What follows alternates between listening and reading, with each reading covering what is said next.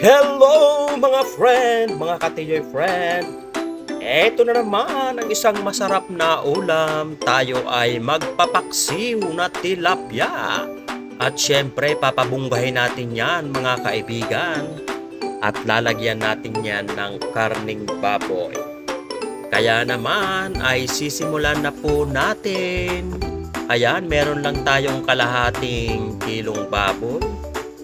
Piprituhin lang po natin yan mga friend.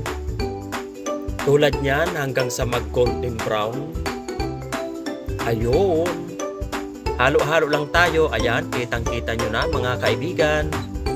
Habang hinahalo po natin yan mga friend, tayo ay magsisimula na sa ating paggigisa ng ating bawang.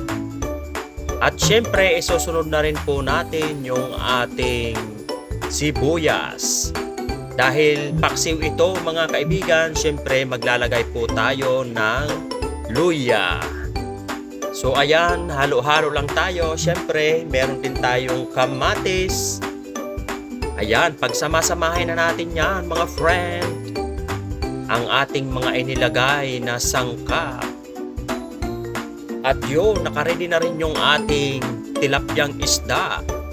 Ilalagay na po natin yan sa ibabaw ng ating karning baboy o ng ating ginisa karning baboy sa mga sangkap. At yan, maglalagay po tayo ng sukang tuba. Masarap yan mga kaibigan. Ganyan ang kulay ng sukang tuba na binili natin sa Quezon Province. Siyempre, maglalagay tayo ng konting tubig. Tapos tatakpan lang natin yan mga friend ng mga 5 minutes. So eto na, after 5 minutes, wow! Mabango mga kaibigan. Napakasarap na naman. Siyempre, titikman lang muna natin yan at lalasahan lang natin mga friend. Mag-add lang tayo ng kunting paminta. Tapos tataktakan natin yan ng kunting ajinomoto. At dahil matabang ay dagdagan natin yan ng kunting patis. So ayan na ang ating paksiw. Siyempre hindi mawawala sa paksiw mga friend ang sili. Ilagay na rin natin yung ating kunting talong sa ibabaw. Siyempre takpan uli natin yan mga kaibigan.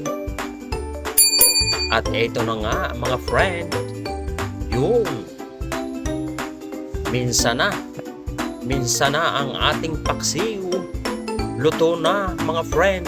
Ayan. Sarap na naman ang kain natin ito mga kaibigan. Kaya samahan nyo naman ako sa aking pagkakain. Ayan, napakasarap ng ating paksiw na tilapia. O diba? O kaya ihanda na ang ating kanin at tayo ay kakain na. Napakasarap nito. Kain na po tayo mga friend habang mainit pa ang ating paksiw. Thanks for watching.